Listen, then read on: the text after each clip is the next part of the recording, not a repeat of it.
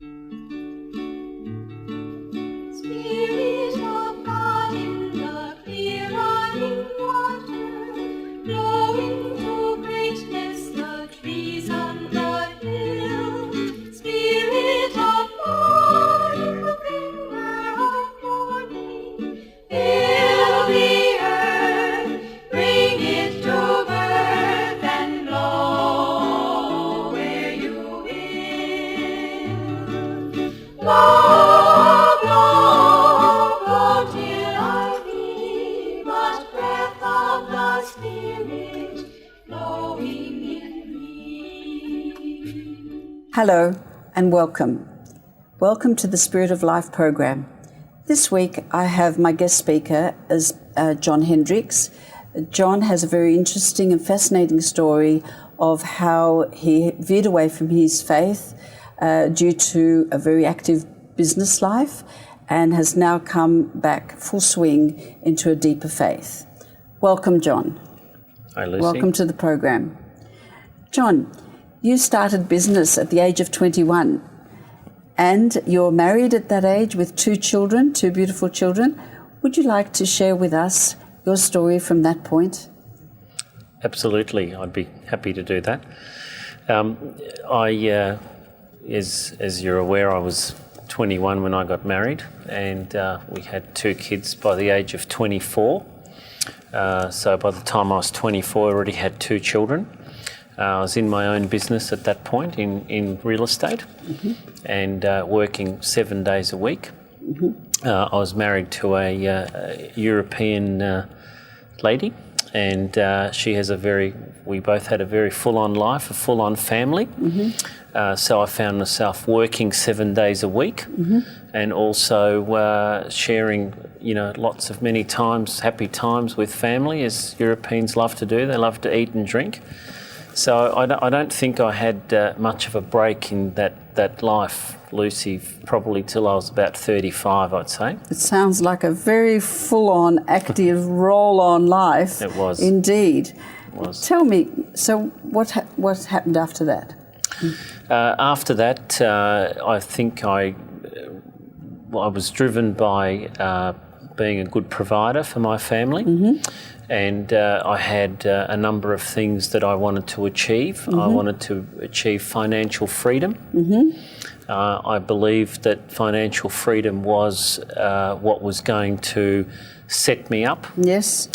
And that, whilst it was very comfortable to have your finances in order and freedom, it also put a lot of stress on me personally and a lot of stress on my family. No doubt. Yeah. And with all of the hours that I was working, I found that I really couldn't enjoy the time that I had because I was so worried about my workplace all the time and worried about what was happening there.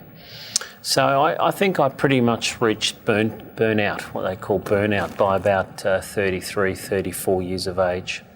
That's a very young age to reach burnout, prime of your life. Absolutely. Yes, John. And so you said it was very nice to have all the things. You obviously were a very successful businessman.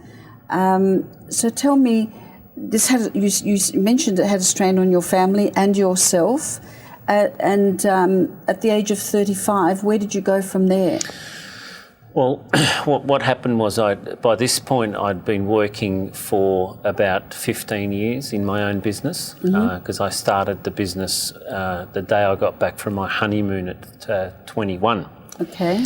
So I'd been working for about 15 years full on. Solid. Hadn't had much of a holiday.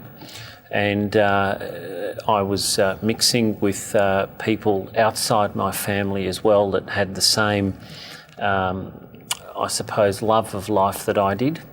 And they were driven by ego and money.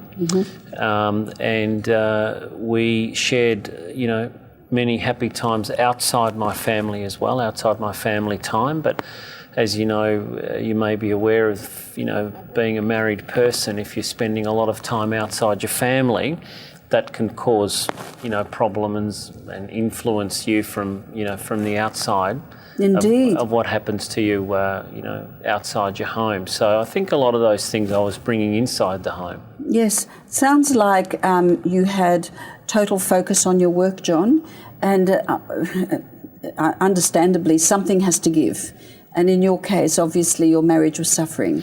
Yeah, absolutely. I think by the age of, about 35, I think we got to the point where the things that I was liking outside my life, I was liking more outside my life than inside my family home, and that's a real worry. And it was an internal fight that I was trying to struggle with and keep on track. But unfortunately, things kept coming into my head, and I know it's mainly ego-driven because during those years it wasn't terribly many things that we couldn't afford to do.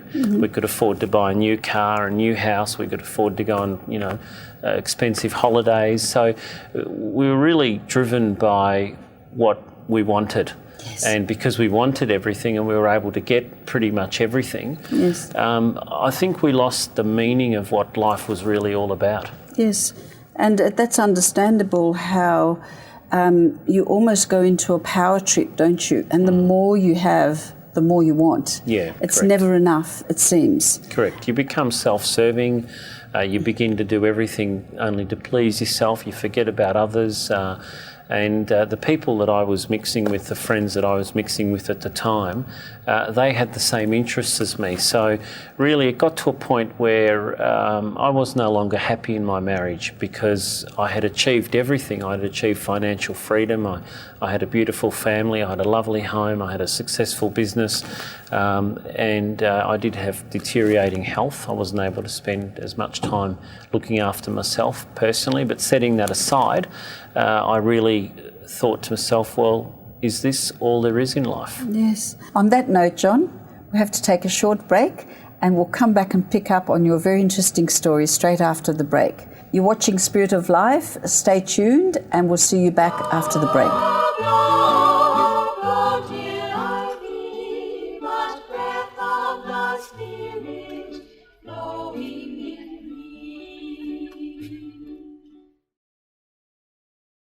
Love, love, oh dear I thee, but breath of the Spirit blowing in me.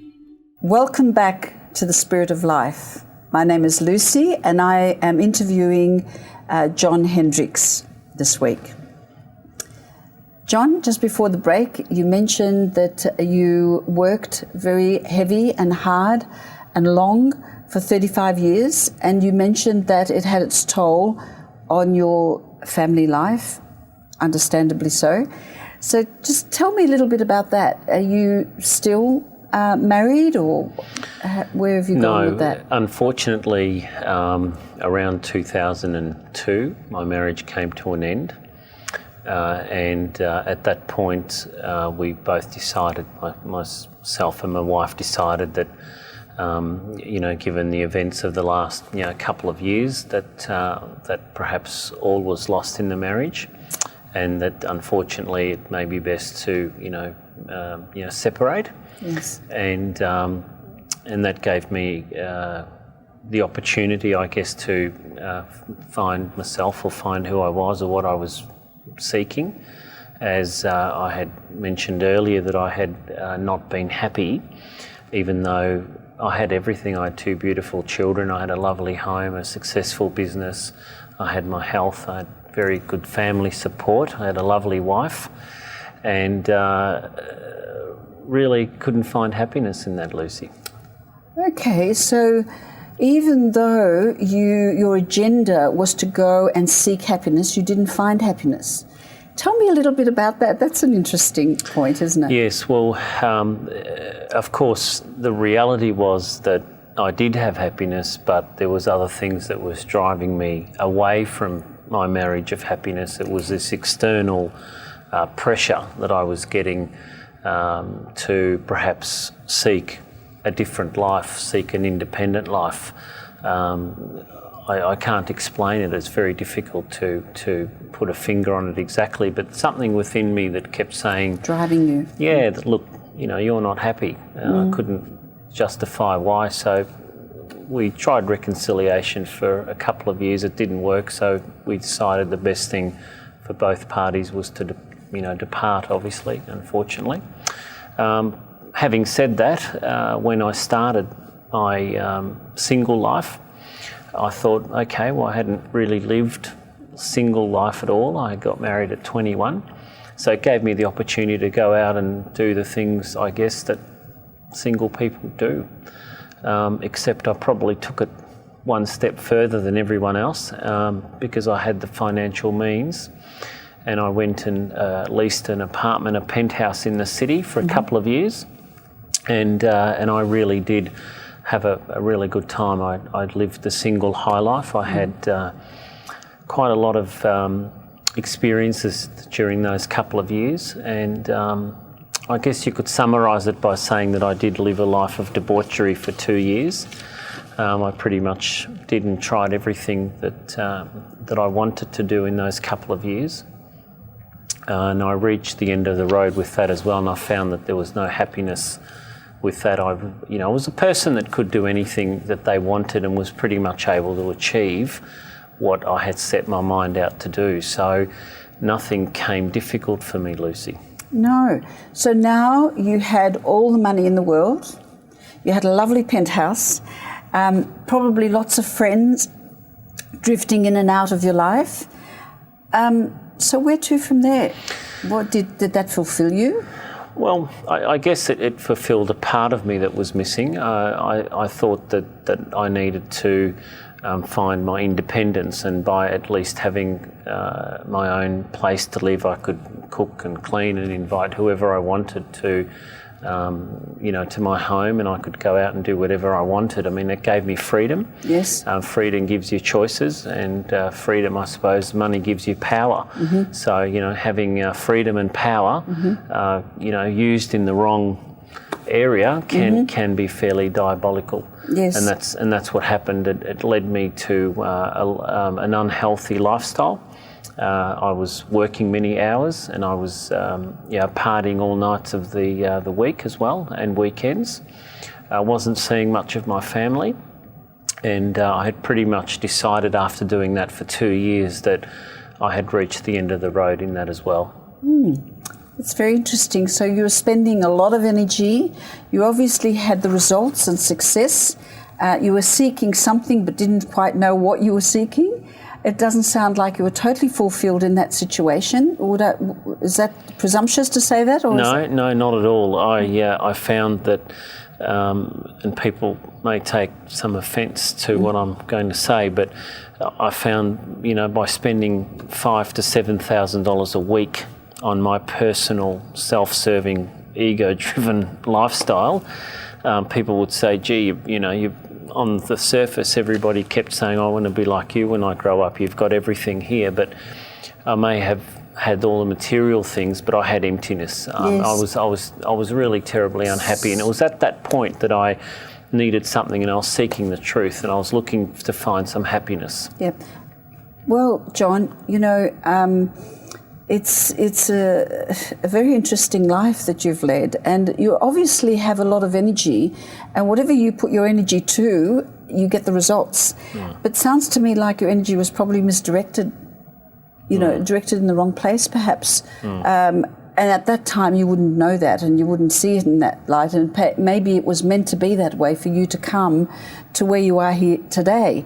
And my next question, of course, would be, we'd like to hear now where you're at with, are you in another relationship or?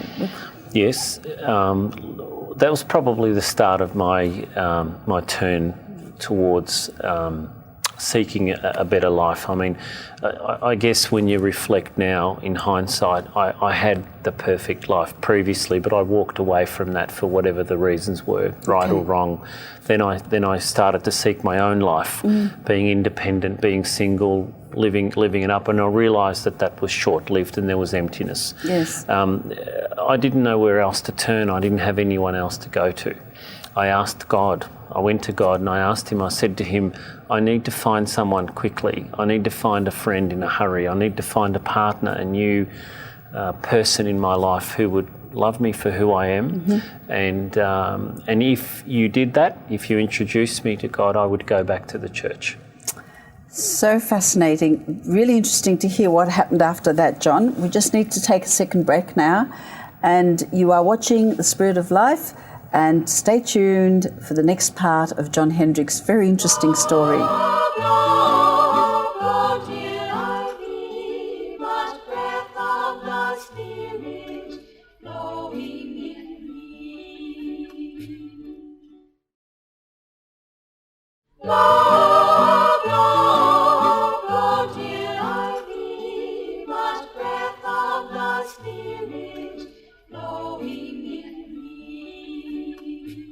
Welcome back. This is The Spirit of Life, and we are interviewing Mr. John Hendricks this week. My name is Lucy Pace. John, welcome back. John, you mentioned that you, just before the break, you mentioned that you asked God if He could give you someone caring in life, that you would come back to Him. Is that what I heard you say? I'm just checking that. Yes. That's correct. And did God answer your request? Absolutely. He did? Absolutely. Tell me about it. Yeah. Well, what happened was during the time that I was single, given the fact that I was a family man for majority of my adult life, I knew at some point I needed to resume back into being a family man, and that's ultimately who I was. Yes. Having experienced the single life, and whilst that was all exciting, and I had already mentioned that it was empty, I was seeking something. I asked God, could He introduce me to someone? I didn't really know God well. He did introduce me to someone within 2 or 3 weeks. Nicole came into my life. I met her, and it's funny because the moment I met her, I knew straight away that she was the right person for me. Amazing. And the right person for my family. And I knew that it was an introduction from God. And within a few weeks of being introduced to Nicole, a shift started to happen inside me, a shift away from being the person perhaps that I was trying to be. Ego-driven. An ego-driven person, that's right, to slowly be making a shift back. And I realised that introduction and that relationship definitely was a blessing from God. Well, it's very sad that the first family unit had to suffer as it did. However, it obviously had a purpose in your journey. You needed to remove yourself and reflect and experience what you thought you were seeking, only to find emptiness. And it was that really triggered you to, from what I hear, call out to God for help and guidance. And, you're fairly adamant that it was God that answered your prayer. And that is something very personal, and you know that in your heart. We can't convince others of that, but it's obviously very true for you. So now you are married to Nicole. Yes. And tell me, what's the difference between your faith now and before? Because you were obviously Catholic, born and bred Catholic, and you went to school to Catholic Church. From what you have told me before the viewing of the program, you also have a very faith-filled mother, very staunch, very committed mother. And your father? Yes, that's correct. My biological father passed away, unfortunately, when I was about 2 or 3 years of age. And my mother made a shift from Egypt, where I was born, to Australia when I was about 4 years of age.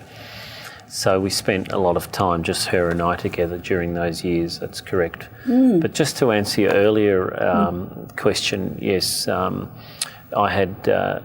we had started to work a life together, and I had promised God that if He was going to send me someone, that I would make a shift back to church, which I did. I started going back to church and I went every Sunday to church, and I couldn't get all this mind chatter that was still into my mind, and I didn't understand what was being said in the gospel. I was there in body, but I wasn't there in spirit or mind, and I cried out to God for about 2 years. And I guess I was still searching, even though I was presently at the church, I was still searching for something, but I still couldn't find what I was looking for. So it's probably difficult to explain, but what happens I find is that when you're unsure about something, if you're unsure about your faith, generally a lot of complications and distractions come in, and that's exactly what happened again.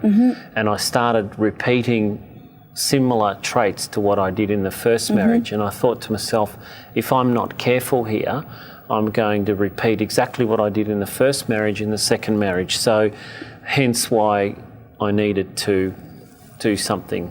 So, John, what I'm hearing you say then is that you had not really lost contact with God. Somehow in those moments of despair or reflection, you would turn around and speak and talk to God, but still you felt there was no fulfillment, or you didn't feel that God was opening a way for you.